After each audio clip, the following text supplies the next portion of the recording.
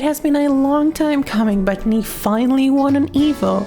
And he did it by beating 2 different Geese players in 3 separate sets, while also somehow getting Random Pig Infinite Stage twice. His defensive playstyle definitely made an impression on the commentators and probably everyone else watching.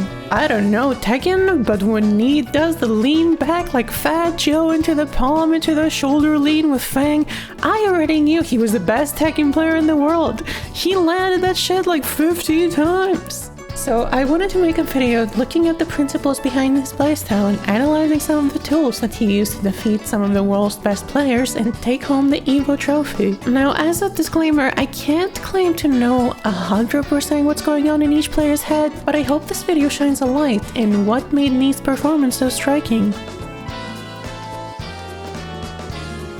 Okay, so frame data in Tekken is a little bit weird to talk about because you're not usually in a situation where you can't sidestep to avoid at least some threatening options. While the concept of a turn very rarely comes up, frame data is still really useful as an analysis tool, and you just have to treat it with a little bit more nuance. So when you see Fang players online, you tend to see them use a lot of slow moves like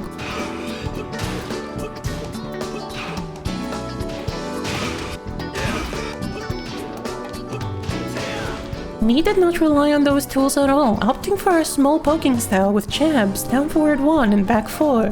Part of it is keeping himself safe, but also through the speed of the moves he uses, he limits the options the opponent has available. If the opponent wants to get in and do some high reward 20 frame move, they not only have to position themselves correctly for it, but also get past the 10 to 14 frame wall in what would be Knee's response. Through fast pokes, Knee makes sure the opponent literally does not have enough time to access their threatening options, but also he picks options that shut down the opponent's movement. So when Knee got his poking game going, he made it pretty difficult to get out of through movement and timing. Speaking of movement, Knee's an absolute magician. He utilizes both sidestep block and the Korean backdash at matchup-specific timings to fuzzy guard against Geese's offense. And he does it with enough precision and consistency that he never puts himself at that high of a risk. When those timings did get caught, it was almost never high reward enough to force Knee off his game plan. If you haven't watched my previous video, Knee's basically taking advantage of the fact that Geese's strong lows, like his down 4 and sidestep 3, come out at a timing slower than most of his useful pokes. Instead of reading a low and committing to ducking, Knee ducks only around the window where a low would hit and stand guards for the rest. It really complements his patient and methodical playstyle because it shifts the risk-reward balance to favor his pacing. He makes it difficult for you to land a hit while chipping away at your health and establishing a life lead. It really goes to show Knee's intuition about the game state that he was able to apply this fuzzy guarding in neutral. His control over the pacing of the match made it so that he had a very good idea of his opponent's habits and timings, and he was able to catch their offense at some crucial moments. He was also layering his fuzzy guard timings to cover against different types of aggression from the opponent.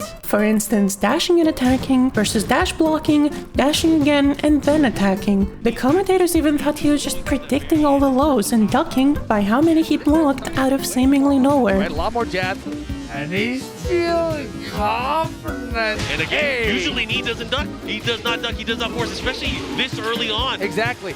His movement wasn't entirely defensive, however. When he didn't have a comfortable enough life lead, he used dash blocking and fuzzy guarding aggressively to put himself in a good position and shut down his opponent's keep out. He is using defensive techniques to amplify his aggressive movement and put himself in a position where his threat is high and the opponent has to respond. For instance, when you see Knee dash up to someone and crouch for a bit, he's anticipating an attempt for a counter hit down 4 to beat his incoming jabs. Again, if you haven't watched my last video, dash blocking not only helps you close down the distance to your opponent, but also it nullifies their defensive movement because you realign to their sidesteps while you're dashing. The amount of doubt that he builds through these techniques makes it so that he's very rarely in a position where he can't reach his comfort zone and play his game. And I mean, it doesn't stop there. These are the principles behind his movement, but the movement itself was often unpredictable. Knee would telegraph the exact opposite of what he was going to do, backdashing after some offense to make the opponent think he was retreating, only to then attack back at an offbeat timing. With all of this, he made it so difficult to play reactively against him, and his opponents had to make some really fast adaptations to even keep up.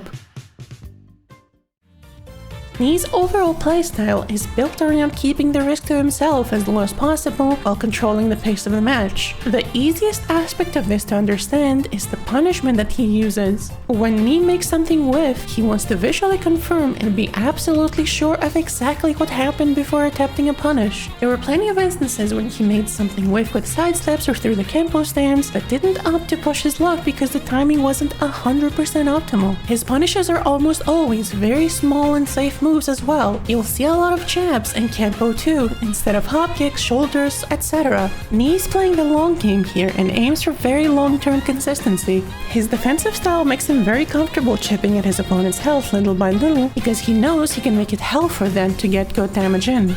Knee's playstyle has kind of an interesting gradient of starting out somewhat poke-heavy and aggressive, then transitioning to a very defensive movement style where he focuses on breaking the flow he himself set up earlier. His first rounds tend to be relatively explosive, giving his opponent as many opportunities to show off their habits and timings as possible. Then he spends the rest of the match breaking those habits down by moving and poking to interrupt those timings. He's also really careful to not over-represent any one option. The reason the Kempo stance worked out for him that well is because he did it right when his opponents had to up their aggression and start taking more risks. You can think of offense in Tekken as how many figurative steps do you have to take to open someone up, and Knee's playstyle was all about maximizing that number of steps. You have to get within range, get past his keep out poking, but also his movement and fuzzy guarding. Knee is very comfortable running the clock down and spending the entire match chipping at your health and being near untouchable. Then as the time starts running out and you realize you're losing the long game, you feel pressured to get something going. The moment Knee noticed that the opponent was trying to force themselves through those steps, that's when Kempo really shined at giving him a fairly safe way to counter the aggression. Thank you so much for watching, and feel free to check out my other Tekken guides if you enjoyed this one.